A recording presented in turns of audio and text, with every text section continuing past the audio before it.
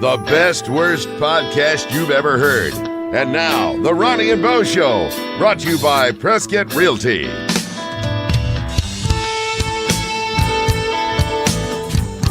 Welcome to the Ronnie and Bo Show, brought to you by Prescott Realty. Thank you, Prescott Realty, for being our sponsor. Prescott Realty, 928-499-8700. If you have any real estate questions or needs. They are such an amazing group of real estate specialists. They're not generalists, they are specialists. And so if you're looking for a custom lot, or maybe you're a first-time home buyer, or looking for an existing home or maybe a new home, those are all different aspects of the same industry. And you don't have to remember the specialists. They're specialists. They'll help you. So when you call Prescott Realty at 928-499-8700, they'll hook you up with the right person. Thank you, Prescott Realty, for sponsoring the Ronnie and Bo Show. Ronnie and Bo with comedian Alonzo Bodden. Alonzo, how you doing, man? What's going on? I'm doing great. And people, you didn't hear it off air, but Ronnie tried the old "it's early in the morning." But you're in Arizona. You don't get to use the time change excuse for another month. All right? That's true. You're still on the same time. Yeah, that's right. I mean, it's Central Time isn't that early, let alone East Coast time, and you're complaining about how early it is. It's all relative. Ronnie wants to be in Hawaii. Yeah, exactly. That's for sure. Well, Alonzo, you are just one of my all-time favorite comedians, and you've been at it a long time. You got started at some comedy showcase in Montreal. Is that correct? Well, that was my first. That's when I started full time. Yeah. I started in '93. And I did the open mic thing and the horrible road gig thing. Worked my fair share of. I was a regular at the bowling alley, so I had that going for me.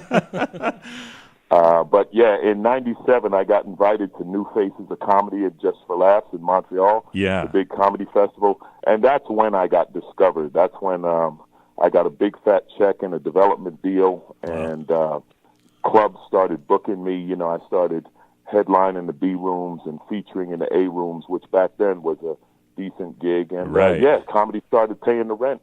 In '97, so that was big. That's the dream right there. That's amazing. So can you let us in just a little bit? I mean, please just get down to earth and let us in a little bit about your dreams of being a comedian. If you were in middle school or high school or earlier years before you get to that Montreal thing, and how is it different, man? I mean, this is what's funny about my career and what I think is different. I didn't grow up dreaming about being a comic. No, it was never on my mind. What happened was I was an airplane mechanic. Okay, that was my first career. Yep. Yeah. And after working on planes for about 10 years, I started training new mechanics. And when I was teaching the class, I always had a sense of humor. I could always make people laugh. Yeah. But that was the first time I was in front of people making them laugh, and I enjoyed it. And that's when I decided I wanted to be a comic. Like, it was like, I could do this, and I had some friends who were in entertainment, and they weren't performers. They were like behind the scenes people, wardrobe guys and electricians and lighting and this and that, the working folks in the business. And I said, man, I want to be a comic. And I'll never forget, a buddy of mine said, hey, you can do it. And he said, when you get into entertainment, when you get in show business, he said, never be surprised when you realize you're the smartest person in the room. Wow. That's awesome. So I took this comedy writing class, and I hit the stage as part of the graduation and never looked back. From the first time I did it, I was absolutely hooked. But no, I didn't grow up as a kid wanting to be a comic. With that said, who were some early influences just on you as a comedian? Well, I got influences, mentors, teachers, whatever you want to call it. Yeah. I think I was lucky. My first job, like once I was doing the open mic circuit, I did the open mic at the Laugh Factory in Hollywood, and Jamie Masada, the owner, said, hey, you're big, you want to be the doorman? Like, he fired his last doorman. His doorman was brilliant. So at the Laugh Factory, the ticket booth is up front, right? Okay. And that's where they keep the checks for the comics. So when you come in, You go to the ticket booth, you're like, you guys have any checks for me? Blah, blah, blah. Well, this rocket scientist of a doorman, he stole a stack of checks from the booth. Man. And he got caught because when he tried to cash them, he signed his own name on the back. So I realized the requirements for doorman were pretty low, and I could probably handle it. You were overqualified. Yep. Yeah.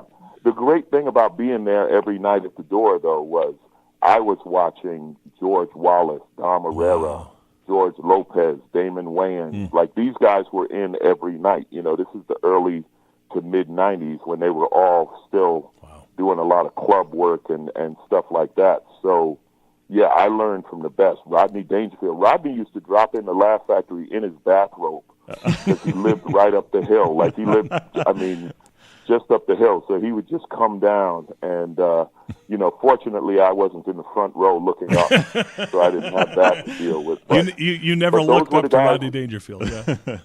Yeah, those were the guys I learned from, watching those guys. It was a great education. Yeah, that's learning from the best right there. So how long from maybe the Montreal thing or the bouncer job to Last Comic Standing? How many? What was the span of that time? Well, I love Last Comic Standing because people who watched the show figured that we had just walked in off the street, right? Yeah, and suddenly had TV material, right? But yeah, I've been doing this for 3 weeks, but I'm ready. Yeah, exactly. No, it was 6 years. It was 6 years. I did Last Comic right at about 10 years in the biz. Man. The first year of Last Comic, season 1, I was invited to audition. They invited comics who were pros but not names. Okay. Yeah. That's who they wanted. Yeah. So I went down, I did my first round, and I got invited to come back. But the same week, I got cast in the first movie I ever got, which turned into Bringing Down the House with Queen Latifah and so Steve good. Martin, which started a long career of playing bouncer/security guy. All right, so but you knew I had my Laugh Factory training. I was ready. Right. You knew as long as you didn't try to steal any checks, you had a career. I had a lane. I Yes, had a a lane. lane. They said, stay in your lane. I got this lane. So so I did the movie instead of doing Last Comic, and then I came back and auditioned again for season 2 the following year, and that. It was a great run. It was a great run. Well, we talked to Rocky Laporte a couple of weeks ago, and he had talked about, I think he had gone maybe 15 years from the time that he started until he was on Last Comic Standing. I mistakenly said, hey, we're talking to Rocky Laporte on the Ronnie and Bo Show, and is it safe to say, Rocky, that you were discovered on Last Comic Standing? And boy, he put me in his place. He said, yeah, it was an overnight success after 30 years. Yeah. Yeah. Rock's an old buddy of mine. As a matter of fact, we're doing a benefit next month in October with Jay Leno, right? Called We Spark, awesome. With Leno, and it's going to be great. But yeah, Rock is an old buddy. But yeah, we were all working. Right. People just didn't know who we were. I always tell people that Last Comic, that was my introduction to America. I got discovered in Montreal. Yeah. But Last Comic was my introduction to America. That's really cool. So between all the comedy that you've done, and then work in TV and film, what you've even done voiceover work. Do you have a favorite, Alonzo? Yes, stand up is still my favorite. Is it? Nice. Yeah. I'm a comic, Right, and right. I love being a comic. I love being on stage. I would love to get a job. Like, I've had a few TV hosting gigs, which was something I never thought about, but it's actually, I'm pretty good at it. Yeah, I got joke around, but I don't consider myself an actor, unless security's involved, then I got it. But acting, I've learned enough about acting. I used to be in acting classes long ago, and I learned it. It was like, it's a different talent.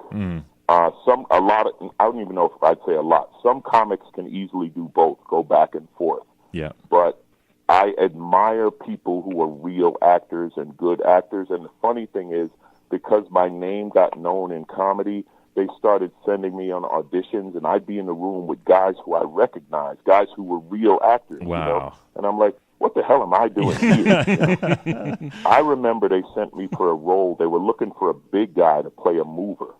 Okay, and I go, Michael Clark Duncan was there. Oh, man. And it was like, I went to the receptionist. I said, you see that guy over there? I said, now, I could play the big guy's bitch if you need that.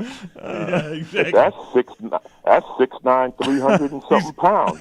He's got We're that all one. just clowning here. Yeah, you know? And this was before he was in the movies. This is when he was doing TV roles. And he's sitting there laughing his ass off. And I was like, I'm so glad he's laughing. Yeah.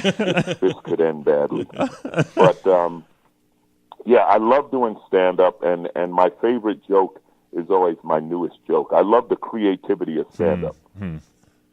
Alonzo, if someone asks you, how do you write? What is your writing style? I mean, does it come to you in the shower? Do you sit down for 5 hours in the morning with a notepad? How would you answer that question? How do you write? Explain to us. I wish I were that disciplined to sit down for hours with a notepad.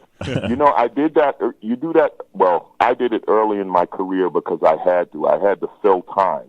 I had to come up with material. Okay. And I'll still do it if there's a specific show I have to do or something I have to work on. Ideas come to me all the time, all different times. A lot of times I'll be on my motorcycle. That's like my escape vehicle. I love riding. And something will come in my head, and I'll just quickly jot it into notes on my iPhone. Yeah. And then work on it later. You know, I may work on it on stage. I may work on it. I like going to... I call them pro open mics. They're small comedy rooms, but they do have people there, not just other comics. Gotcha. And I'll work on the idea there. I will sit down and write something, or I'll rewrite it after I say it. You know, I'll write down the idea, I'll say it on stage, then I rewrite the idea, and it's like, oh, that's a little better, and then more will come. So that's the procedure, and it's like the other night I was at a jazz show. I love jazz, and listening to them, it's like there's a creativity to jazz. That's what I love about it. Yeah, freeform, right? It made me think about something. Like I had this idea in the back of my head, like how am I going to make this funny? And then I was like, oh, okay, yeah, I can say this, this, and this. So now I'm at the concert, and I know people like, who's this asshole on his phone? It's like a guy writing down ideas to make money. That's who I am. Yeah. But that's how it is. Something sparks the idea. I make a note of the idea. Then I start talking about it, and it comes out, and then it becomes a finished product. So when you what you just explained, how do you know that thought is funny? I got to try it on stage. Okay. I got to try it on stage. I have a lot of musician friends because I do work a lot in jazz world. You know, jazz cruises. I host jazz festivals and stuff. Right. And I tell them, listen, man, the difference is I don't get to rehearse in studio. Yeah, right. You know, if you're a comic, you don't know it's funny until you go on stage. And at this point in my career, it's always funny to me when an idea bombs because I'm like, how could I be doing this long and be that wrong? Like, you think I know what's funny, but every now and then I'm like, man, that sounded funny in my head. Well, that's what I was asking. And at that stage, it sort of amuses you, right? Yeah, you're going to join in on that. Yeah. So you like jazz. You have a new CD out, Man Overboard, and I guess you recorded that. Did you record that live on a smooth jazz cruise? Yeah. I was on the cruise and I recorded it, and it's fun because it's like my act, but there's also some crowd work that I did on the cruise and some joking about the ship and the cruise itself. So yeah, Man Overboard. It's a combination of my act and my work at sea. Very funny, very funny. So good. I got a copy of the CD. It was great. You did at least an hour, and then you had a little extra part of it. And I just remember off the top of my head where you were just asking crowd members questions. You know, right? It was just sort of vamping a little bit. Go ahead. Yeah, the way the cruise works, and I always joke with them about this. So I have to do 2 shows right now. Now all the musicians, all the major artists, they do 2 shows, and they have the red crowd comes in for the first show, and then the blue crowd comes in for the second show. So they can do the same show twice. Right. Now, Now, my shows are that's the prime time show. That's the 8 o'clock or the 10 o'clock performance. I'm coming on at midnight, and it's open to anybody. Yeah. So everybody comes. So they come to both of my shows. So I'm like, I can't do the same show twice because it's the same people. Yep. So I have 3 days to come up with a new hour. A jazz musician can play something Miles Davis wrote 70 years ago, and they're like, he's a genius. Right. No, he's not. He didn't write that. Right. At no point in comedy can I be like, I'd like to do a little Eddie Murphy from 1983. Right, exactly. You just can't get away with it, right? No. This doesn't. I wish all comics knew that. But anyway, that's another thing. This doesn't pertain to you. But I love it because, again, it's the creative thing. And, I love doing crowd work because I never know what they're going to say. Right. So it just, it works. And then, joking about the ship, like, for example, they have a lifeboat drill on a cruise ship as if people are going to meet in a certain area and calmly line up and walk to their lifeboat. Yeah. I'm like, yeah, good luck with that. Listen, I'm following the musicians because they ain't waiting for nobody. You think they're going to be playing like the Titanic Orchestra? Let me tell you, that was a movie. Okay? These guys know how to get off the boat. I'm with them. If you're in a wheelchair, well, we're going to miss you. Hence the title, Man Overboard. Right. He's running. Yep. Alonzo, have you changed just out of all the years that you've been doing this? Has your style changed or your persona changed? Just kind of nature of your material over all the years that you've been doing this now? Are you the same? Yeah, absolutely. Yeah. As a matter of fact, the change came after Last Comic Standing. Because before Last Comic, I did a lot more personal stuff. Stories, my life, encounters, relationships, all that kind of stuff. And as the show progressed, because I had to keep coming up with new material for the show, right. I started doing more and more topical and social commentary stuff. Yeah. And now it's like I'm probably 80% social commentary, 20% me.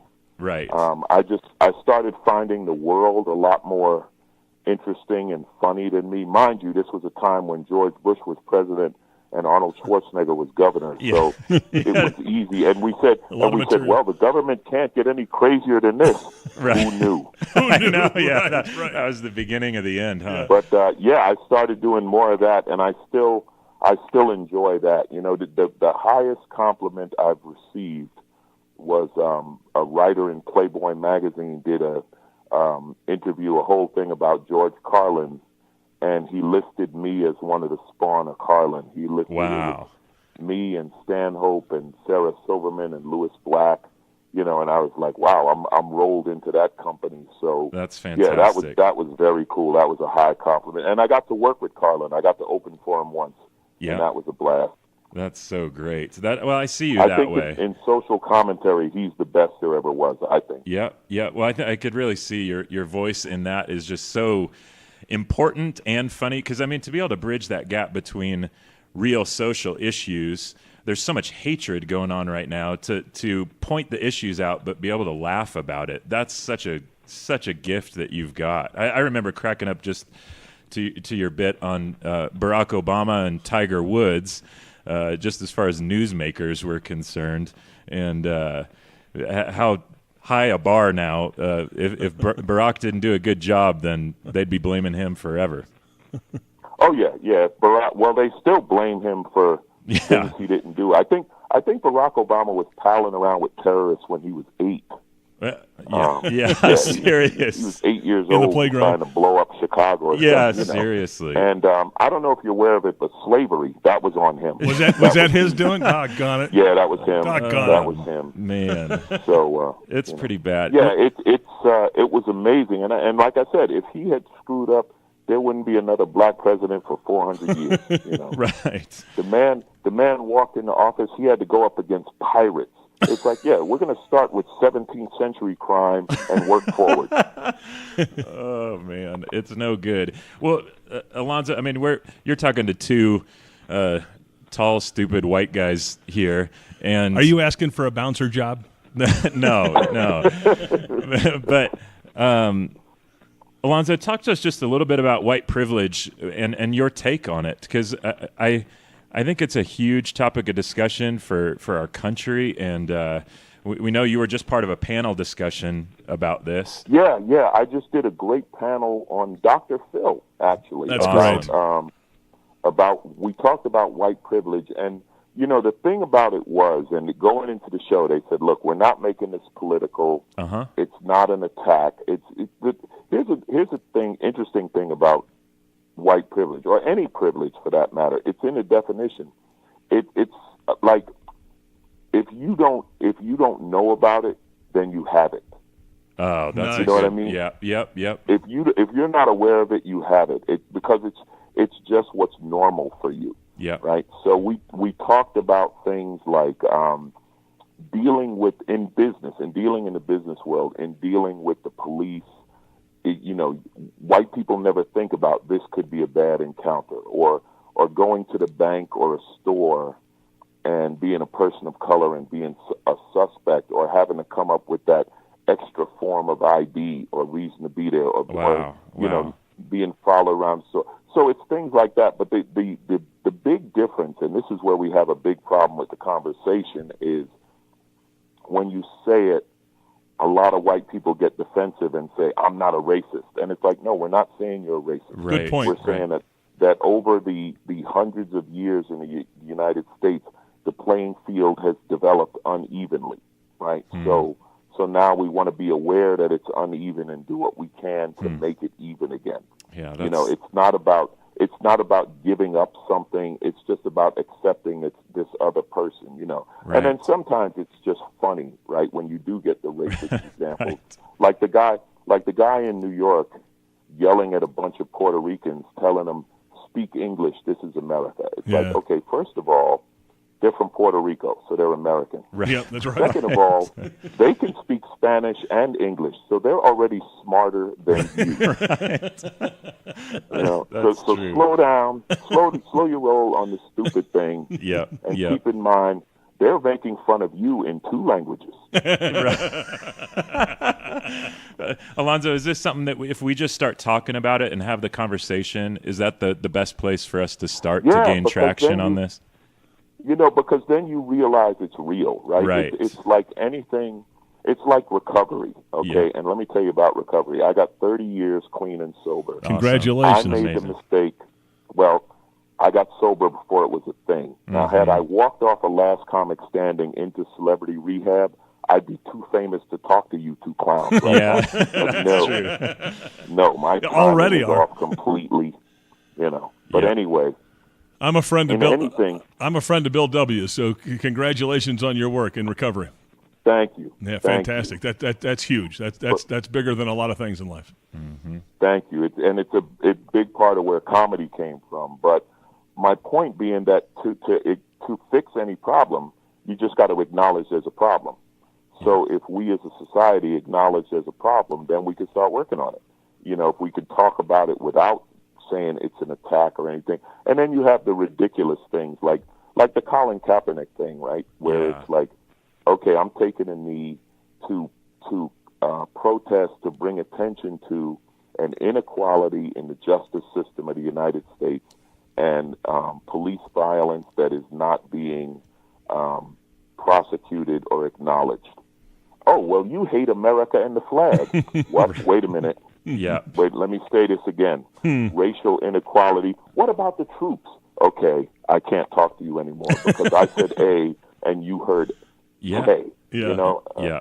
And add 2 other Ks and you get, never mind, I'm sorry. But you know what I mean? Like, that's why you can't have a conversation.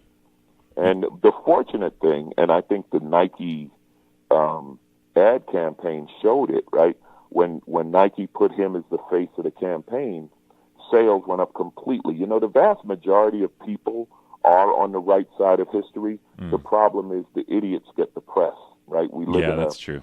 Social media-driven world where the loudest noise and often the most ignorant noise is the one that gets coverage.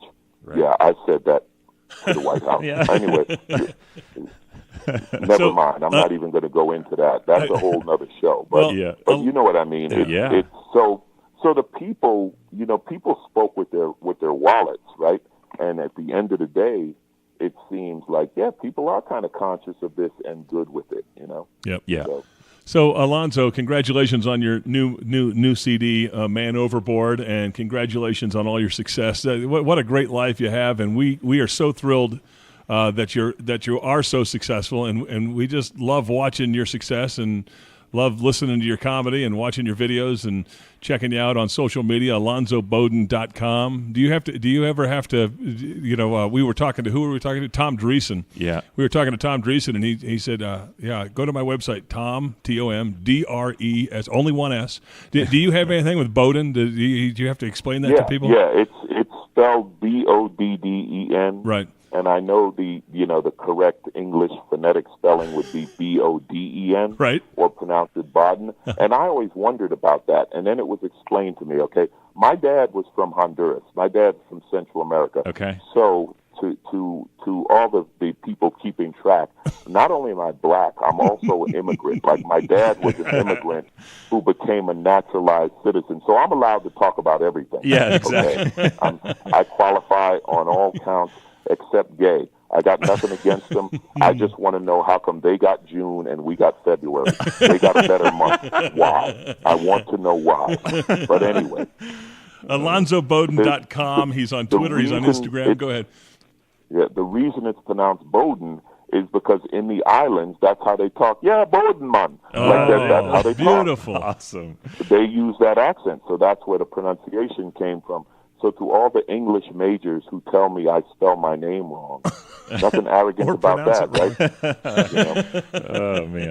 That is why it's pronounced and said that way. And, but thank you. Yeah, it's also, everything is at Alonzo Bodden. And all you have to do is look up Comic Alonzo, and it's going to be either me or Christella. And I'm the one with the deeper voice. Okay. That's good. Well, except Instagram, it's so funny. ZOFUNNY. I love Someone that. took my name on Instagram. They thought I was going to buy it back. Yeah, no. That's good. Well, Alonzo, this is the privileges of privilege for both of us just to have the conversation with you. You are certainly cut in the cloth of George Carlin, both comedy and commentary on our culture today. Super huge privilege for us to chat with you today. Well, listen, thank you guys. I love doing the show, and I miss Arizona, okay? Go down, talk to the Tempe Improv, stand up live, House of Comedy, mention my name. Okay. I got to get back in. I haven't been too long since I've been to Arizona, and I miss you guys. Okay, so, great. Got it. Let me in. We'll get to work. We'll talk on to those guys, and we'll try our best to get you in for sure, because we'd love to come down to the club and see you. Yep. Perhaps they need a doorman. There you go. Yeah, maybe we can get you that gig. That's so good. Alonzo Bodden, thanks for spending your time, and thanks for being such a down-to-earth kind of guy, and thanks for hanging out with two schmoes like us. Thanks, guys. Have a great day. All right, Have a you great too, day. Alonzo. Thank you. Oh, boy, wasn't that a fun interview? Oh, man, he's fantastic. Well, thanks for listening to another episode of the Ronnie and Bo Show, brought to you by Prescott Realty. You can get in touch with them or get more information by going to their website, PrescottRealty.com, or calling them at 928-499-8700. Thanks for listening to The Ronnie and Bo Show, available on your favorite podcast provider. Please connect with The Ronnie and Bo Show on Facebook, Instagram, Twitter, and RonnieandBoShow.com. Send comments to RonnieandBoShow@gmail.com.